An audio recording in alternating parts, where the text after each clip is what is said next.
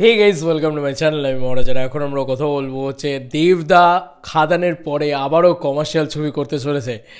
আর দ্বিতীয় হচ্ছে রঘু ডাকাত অফিসিয়ালি আসছে, দেবদার নিজে মুখে বলে দিলেন। বন্ধুরা, কালকে আমার ইন্টারভিউটা খুব ভালো রেসপন্স পাচ্ছে দেবদার। মানে আমি ইন্টারভিউ করতে পেরেছি ঠিক তাই নয়, ব্যাপারটা হচ্ছে একটু বাইট সেশন টাইপ করতে পেরেছি। যদিও আমার কোশ্চেনগুলো কালকে ভালো ছিল না খারাপ ছিল সেটা আমার দর্শক বন্ধুই বলবেন। আমার মনে হয় না খুব ভালো কোশ্চেন হয়তো কালকে ছিল, বা কালকে আমি হয়তো আমার কাজটাকে ভুল করেছি। কিন্তু আমি যে কোশ্চেনগুলো করেছি প্রত্যেকটা দর্শকের চাহিদার কোশ্চেন করেছি। দেবদা, গ্রামেগঞ্জে তুমি কবে গিয়ে প্রমোশন করবে? দেবদা, জিৎ গাঙ্গুলিকে কেন নিলে না? তোমরাই বলো বন্ধুরা, কতবার কমেন্ট সেকশনে তোমরা এই কোয়েশ্চেনগুলো করেছো। সেটাই আমি জাস্ট তুলে ধরার চেষ্টা করেছি। হতে পারে আমি আমার তরফ থেকে কিছু হয়তো ভুল করেছিলাম, যেটা হয়তো দেবদা একটু অন্যরকমভাবে উত্তরগুলো দিয়েছেন। এবং বলে রাখি, তার মানে এই ঘটনাটা ঘটার আগে মিডিয়ার সাথে একটা বিশাল হয় আর কি। মানে মিডিয়ার সাথে কী হয় আমি তোমাদেরকে বলে বোঝাচ্ছি। দেবদা মানে জাস্ট ঘাড়ে উঠে যাচ্ছে, এত লোক এত তো সেই মুহূর্তে দাঁড়িয়ে আমি জানি না, হয়তো একটা মানুষ, তো তিনিও তো একটা মানুষ, তো তারও একটা কী বলবো, ভালো লাগা মন্দ লাগা বা তার একটা ধৈর্যেরও একটা সীমা থাকে। তো দেবদাকে নিজেদেরকে দাঁড় করিয়ে দেবদাকে মিডিয়াকে ঠিক করতে হচ্ছে। তারপরেও অসভ্যতা করছে, চিৎকার চেঁচামেচি করছে, মাছের বাজার লাগিয়ে দিয়েছে পুরো। তো এগুলো হয়েছে, তো কি বলবো বলো, আর কিছু বলার নেই। তো সেটার জন্য দেবদার মুড খারাপ থাকতে পারে, what ever it is. But গুরু আমার গুরু, ঠিক আছে? মানে তুমি যাকে ভালোবাসো সে যদি তোমাকে হালকা একটু বকে দেয় তাহলেও তুমি তাকে ভালোবাসো। আর আমার হাত ধরে টেনে দাদাটা সামনে নিয়ে চলে গেছে, out of the box question করেছে, এই কথাটা বলেছে, বাস দ্যাটস ইট।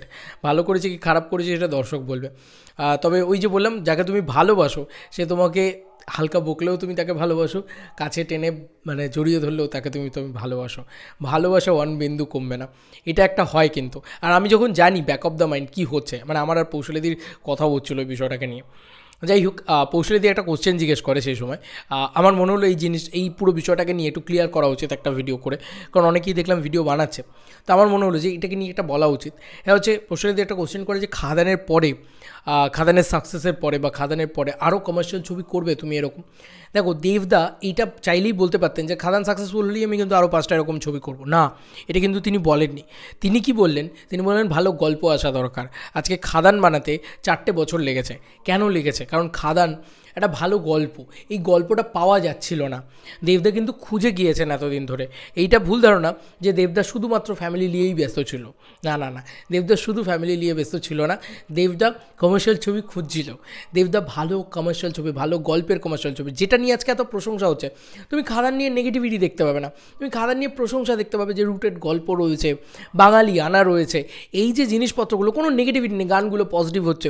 তো এই যে ব্যাপারগুলো, এবং বালির ওপরে নাচ, ঠিক আছে, এই যে জায়গাগুলো, এবং যদি তুমি এই গানটা মানে হায়ের বিয়ের ক্ষেত্রেও দেখো, সেটার যে মানে লুক অ্যান্ড ফিলটা, সেটার যে কস্টিউমটা, সেটার যে গোটা সেট ডিজাইনটা, সেটা খুব বাঙালিয়ানা ভিত্তিক।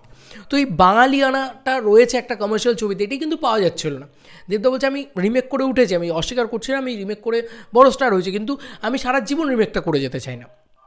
তো একটা মৌলিক ভালো কমার্শিয়াল ছবির গল্প, যে বাজারে মানে আমাদের বাংলা বাজারে, যেখানে আমরা সবসময় এর থেকে টুকছি ওর থেকে টুকছি, বা টোকাটাই আমাদের একটা প্রফেশন ছিল, যেখানে এখানকার তো রাইটারগুলো ভালো না, তার মানে তো সেখান থেকে একটা নতুন কাউকে তুলে আনা, সেই কালচার। দেখো, সুজিত দা কিন্তু ওই জায়গাটাতে বড় হয়েছে, ঠিক আছে? তো ওর থেকে ভালো খাদান চত্বর কিন্তু আর কেউ দেখাতে পারবে না, এটা আমি তখন থেকে বলে আসছি, যবে থেকে অ্যানাউন্স হয়েছে। তো এই ব্যাপারগুলো হয়েছে বলে কিন্তু আজকে একটা খাদান তৈরি হয়েছে।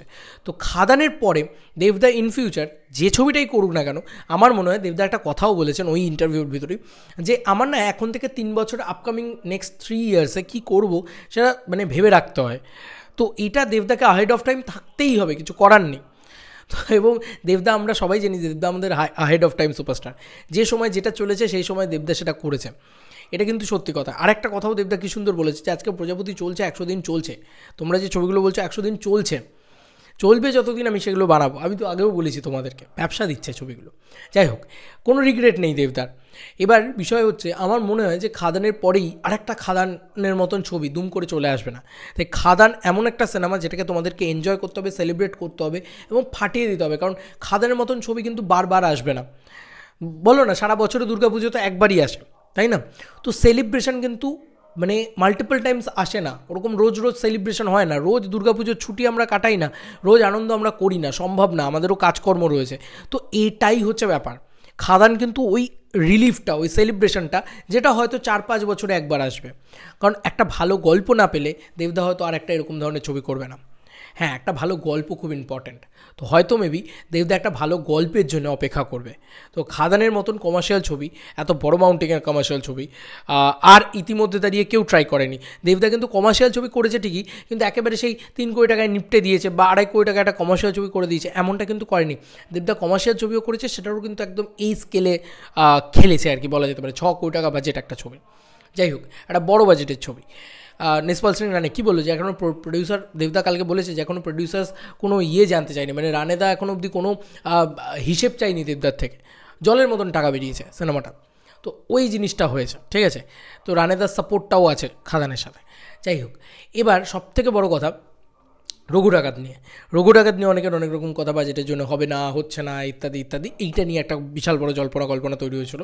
তো বলে রাখি, রঘু ডাকাত কিন্তু কনফার্ম হচ্ছে, কারণ দেবদার নিজে মুখে বলে দিয়েছে। যদিও আমি রঘু ডাকাত নিয়ে জিজ্ঞেস করিনি, অনেকে বলে যে দেবদার আপকামিংয়ে ভূতের ছবি করছে না কেন, সেটা জিজ্ঞেস করো, বা রঘু ডাকাত নিয়ে বিশ্বাস করো, একটা যে কারণে আমরা ওখানে নিতে যাই, মানে ইন্টারভিউ নিতে যাই, বা যে কারণে বাইকটা নিই, সেই কারণের বাইরে বেরিয়ে ওই স্টার্সরাও অন্য কিছু খুব একটা বলতে চান না, স্বাভাবিক বিষয়। তারা ওইটার প্রমোট করতেছেন, তারা খাদানের আয়রে বিয়ে প্রমোট করতেছেন, তারা আপকামিংয়ে কী করছেন বা ইত্যাদি ইত্যাদি এগুলো তারা বলবেন না। কিন্তু দেবদা কথায় কথায় একটা নিজের ফিল্মোগ্রাফি নিয়ে কথা বলছেন, যখন সেখানে বোমকেশের নাম নিচ্ছেন, বাঘাযতীনের নাম নিচ্ছেন, ইত্যাদি ইত্যাদি ছবির নাম নিচ্ছেন, সেখানে কিন্তু সে রঘু ডাকাতেরও নাম নিয়েছেন। কারণ দেবদা যদি এতটা পজিটিভ থাকে রঘু ডাকাত নিয়ে, তার মানে বুঝে নাও যে রঘু ডাকাত হচ্ছে।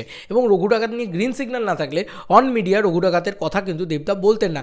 যেখানে রঘু ডাকাত নিয়ে কেউ খোঁচায়নি, কোনো মিডিয়ার পার্সন যেখানে দেবদাকে বলেনি যে রঘু ডাকাত কি হচ্ছে না, এসব কথা দেবদাকে কেউ জিজ্ঞেস করেনি।